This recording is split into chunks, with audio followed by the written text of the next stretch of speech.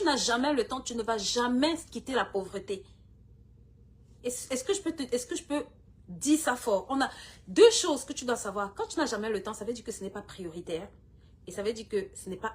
Quand ce n'est pas prioritaire, ça veut dire que ce n'est pas important. Ok? Et quand ce n'est pas important, quand c'est quelque chose que tu banalises, c'est quelque chose aussi que les résultats ne te plairont pas. Parce que tu ne peux pas banaliser quelque chose et avoir de bons résultats avec ça.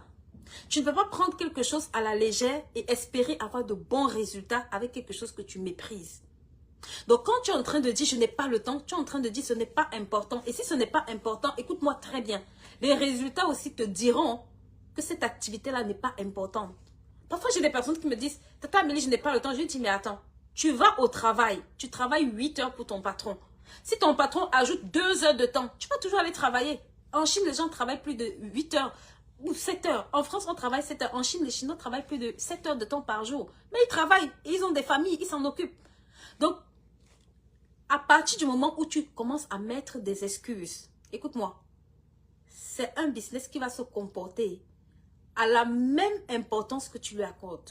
Ça veut dire que si ce n'est pas assez sérieux pour toi, pour que tu dégages le temps pour t'occuper correctement de ça, ça va te donner aussi la même information en termes de résultats. J'ai beaucoup de personnes, leur phrase fétiche, je n'ai pas le temps, je n'ai pas le temps. Maman, personne n'a jamais le temps. On crée le temps quand c'est important.